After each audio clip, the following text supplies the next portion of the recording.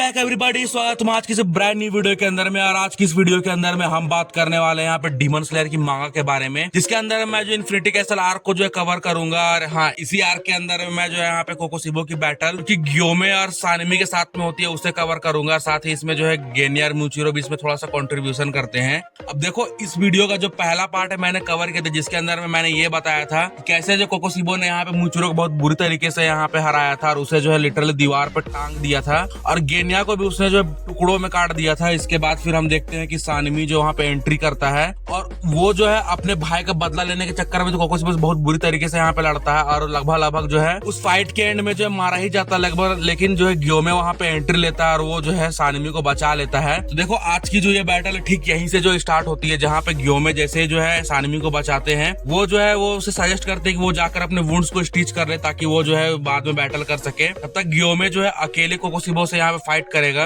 और यहीं पे जो है ग्योमे और कोकोसिबो की बैटल जो स्टार्ट हो जाती है, जिसके अंदर हम देखते हैं कोकोसिबो को जो कि ग्योमी को देखता है और उसे अपनी आंखों पर जो बिल्कुल भी बिलीव नहीं हो रहा था कि आखिर जो है ये कैसा बंदा है जिसकी बॉडी इतनी ज्यादा रिफाइंड है। लिटरली वो जो है अपने पीक पर पहुंच चुका है। कोकोसिबो ने 300 सालों के अंदर में ऐसा कोई पर्सन नहीं देखा जिसकी बॉडी इतनी ज्यादा परफेक्ट हो। और फिर हम देखते हैं ग्योमे को जो कि अपनी चेन बॉल्स को जो है यहाँ बहुत तेजी से स्विंग कर रहा होता है और उस चेन बॉल को स्विंग करने जितनी भी हवा जो है उसकी तरफ आती है वो उससे जो है ब्रीथ करता है और इससे अपनी पावर को कॉन्सेंट्रेट करके जो है यहाँ पे कोकोसिबो पर अटैक करता है। और कोकोसिबो जो उसे डॉज कर लेता है और ग्योमी जो है अपने एक्स को जो है थ्रो करके फिर से फेंकता ताकि वो जो कोकोसिबो पर अटैक कर सके। और इस अटैक से जो है यहाँ पे कोकोसिबो जो है डॉज तो कर लेता है, लेकिन कोकोसिबो का जो नेक है वो ग्योमी की चेन्स के अंदर में जो फंस जाता है और इसकी वजह से वो जो है उसे गर्दन काटने की कोशिश करते हैं। लेकिन कोकोसिबो जो है अपनी स्वॉर्ड को इसमें स्टक कर लेता है और उस चेन को काटने की कोशिश करता है। लेकिन ग्योमे का वेपन जो इतना ज्यादा प्योर मेटल से बना हुआ था कि उसे जो काटना कोकोसिबो के स्वॉर्ड के लिए बहुत ज्यादा मुश्किल था। उस वेपन के कांटेक्ट में आते ही जो कोकोसिबो का स्वॉर्ड है वो जो बहुत बुरी तरीके से यहाँ पे बर्न हो जाता है, क्योंकि देखो कोकोसिबो का जो यहाँ पे ब्लेड है वो कोकोसिबो के फ्लेश से बना हुआ है और सिंस वो एक डीमन फ्लेश है तो इसी वजह से जो है कोकोसिबो की जो ब्लेड है वो ग्योमे के वेपन के कांटेक्ट में आते ही जो है वो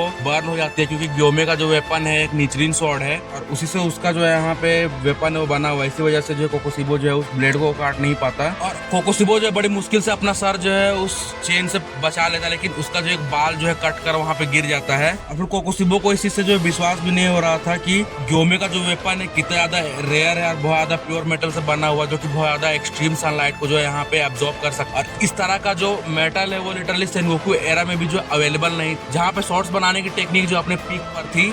इससे जो कोकोसिबो कुछ ज्यादा हैरान हो गया था और फिर कोकोसिबो जो है ग्योमे पर वहीं से अटैक करता है, लेकिन ग्योमे इतना ज्यादा फुर्ती से उसको डॉज करता है। कोकोसिबो को जो अपनी आंखों पे विश्वास नहीं हो रहा था कि इतना ज्यादा हेवी वेपन यूज करने के बाद भी जो है ग्योमे इतनी तेजी से कैसे मूव कर पा रहा है, ऐसे लग रहा है कि वो उसकी बॉडी का ही पार्ट है। फिर ग्योमी अपने चेन की मदद से जो है कोकोसिबो के स्वॉर्ड को फंसा कर जो तोड़ देता है, लेकिन इससे कुछ ज्यादा फर्क पड़ता नहीं, क्योंकि मैंने तुम्हें पहले ही बता दिया था कि कोकोसिबो की जो स्वॉर्ड है वो उसके फ्लेश से बनी हुई है। इसी वजह से वो स्वॉर्ड जो तुरंत रीजनरेट हो जाती है और फिर कोकोसिबो और ग्योमे जो है अपने अपने अटैक को यूज करके जो दोनों पे अटैक करते हैं। और यहाँ पे हम देखते हैं कि ग्योमे के फेस पे एक बहुत बड़ा कट आ जाता है। कोकोसिबो जो है ग्योमे के लिए यहाँ पे पिटी फील करता है, क्योंकि कोई भी अटैक जो कोकोसिबो के ऊपर में होता है अगर वो उसे डैमेज होगा वो जो खुद को हील कर पाएगा और उसकी स्वॉर्ड भी जो है कभी टूटेगी नहीं। लेकिन जो है ग्योमे के साथ में ऐसा नहीं है। तब जो है ग्योमी ये डिसाइड करते हैं कि जो चीज उसने जो मुजान के लिए बचा के रखी हुई थी और जो चीज वो मुजान के अगेंस्ट यूज करने वाले थे वो चीज जो है वो यहाँ पे कोकोसिबो के अगेंस्ट में यूज करते हैं। यानी कि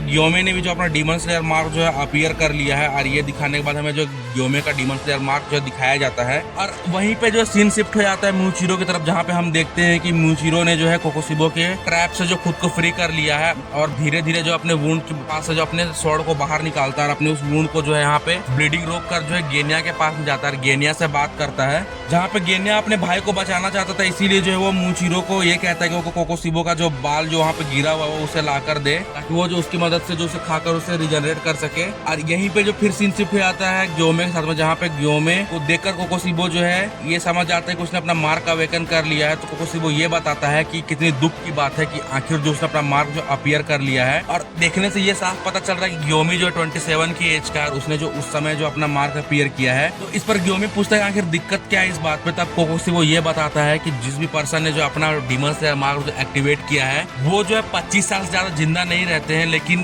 ग्योमे ने सिंस यहाँ पे 27 साल की एज में जो अपने डीमन स्लेयर मार्क को अवेक किया है, तो हो सकता है कि वो कुछ देर के अंदर में जो है मारा जाएगा। और अगर ऐसा होता है तो ये जो बहुत ज्यादा दुख की बात होगी, क्योंकि जो है उसकी बॉडी और टेक्निक्स जो है इतनी ज्यादा परफेक्ट है, लेकिन जो है उसके मरते ही वो सारी चीजें जो खत्म हो जाएंगी। ग्योमी ये बताते हैं कि आखिर वो जो डीमन स्लेयर्स का पार्ट, और उन्हें जो ये 100% पता है कि वो जो कल का सूरज देख पाएंगे या नहीं देख पाएंगे, तो इसीलिए जो हमेशा मरने के लिए तैयार रहते हैं। और अगर वो आज मर भी जाते हैं तो कोई दिक्कत नहीं, लेकिन वो जो कोकोसिबो को यहाँ पे खत्म करेंगे और वो लोग जो मुजान को छोड़ेंगे नहीं, और इसी वजह से उनके मन में कोई रिग्रेट नहीं है अपना डीमन स्लेयर मार्क को अपीयर करने के बाद जो है वो आज मर जाता है या नहीं। वैसे भी जो है इतने कमजोर माइंड से जो कोई भी जो हासिरा नहीं बन सकता। इस पर कोकोसिबो ये बोलता है कि कोकोसिबो को जो है ग्योमे की जान की परवाह नहीं, बल्कि वो चाहता है कि वो जो डीमन बन जाए ताकि वो जो अपनी पावर को और इंक्रीज कर सके और एक लंबी लाइफ को जी सके। पर ग्योमे ये बताता है कि इंसानों की तरह जीना और इंसानों की तरह मरना जो है उनके लिए प्राइड की बात है और ये उनकी डिग्निटी है। तो कोकोसिबो जो है कुछ भी बोल के यहाँ पे उसे जो मैनिपुलेट नहीं कर सकता। कहीं ना कहीं जो है कोकोसिबो से बात करते करते ग्योमे ये जरूर रियलाइज कर लेते हैं कि यहाँ पे एक एक्सेप्शन जरूर है, जो कि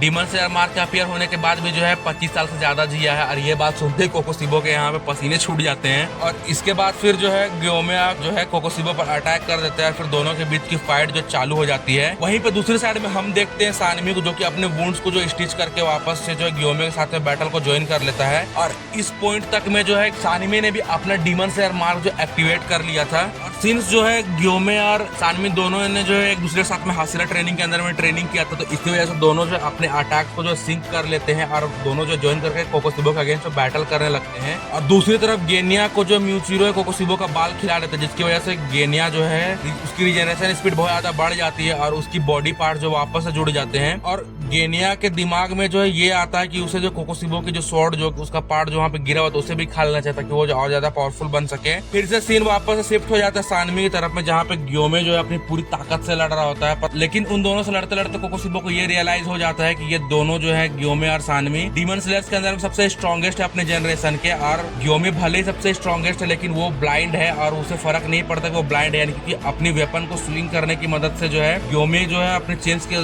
थ्रू जो वाइब्रेशन पैदा होती है उसकी मदद से जो डीमंस को डिटेक्ट कर लेता है और वो जो उसे मारता है। इस पर कोकोसिबो विश्वास तो नहीं कर पा रहा था कि हाँ ग्योमे कुछ ऐसा भी कर सकता है, लेकिन बाद में वो डिसाइड करता है कि सबसे पहले वो जो सानमी को मारेगा ताकि वो जो है अकेले यहाँ पे ग्योमे से फाइट कर सके। फिर जब वो उन दोनों को मार देगा तब डीमन स्लेयर कोर जो है कमजोर हो जाएगी, क्योंकि इन दोनों के रहने से डीमन स्लेयर अभी भी बहुत ज्यादा स्ट्रॉन्ग थी। तो ये वो डिसाइड करता है। इसके बाद फिर दोनों के बीच की बैटल जो स्टार्ट हो जाती है। कोकोसिबो जो है यहाँ पे सानमी के ब्लेड को यहाँ पे तोड़ने की कोशिश करता है, लेकिन सानमी जो तुरंत अपने ब्लेड की डायरेक्शन को यहाँ पे चेंज कर लेता है और स्विंग करके जो कोकोसिबो से यहाँ पे बैटल करता है। और कोकोसिबो को इस बात से विश्वास नहीं होता कि सानमी जो है उसके इस अटैक का भी काउंटर कर लेता है, क्योंकि तुम्हें पता है कि कोकोसिबो ने जो सानमी को हद से ज्यादा यहाँ पे डैमेज कर दिया था। इसकी वजह से जो सानमी को बहुत ज्यादा फेटल इंजरीज हुई थी। इसके बाद भी जो है जब सानवी का डीमन स्लेयर मार्क अपीयर हुआ तब भी जो है उसके अटैक्स और स्पीड जो है ज्यादा प्रिसाइज हो चुके हैं कि वो जो है कोकोसिबो के हर एक अटैक को जो है यहाँ पे डॉज कर पा रहे हैं। फिर ग्योमे जो है अपनी एक्स का यूज करते हैं और उसकी मदद से जो कोकोसिबो का कान काट देते हैं। और फिर सानवी और ग्योमे मिलकर जो है अपने अटैक्स को कंबाइन करते हैं और फिर कोकोसिबो के जो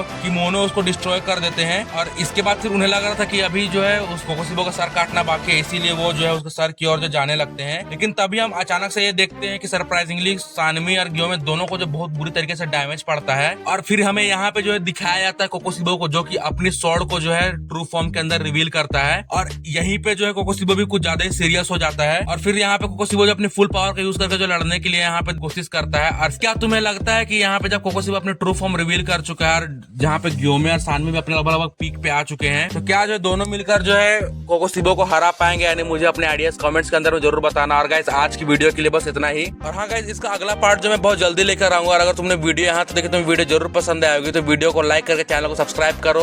और बाकी मैं तो मिलता हूँ सर से ब्रांड न्यू वीडियो के साथ। Thanks for watching.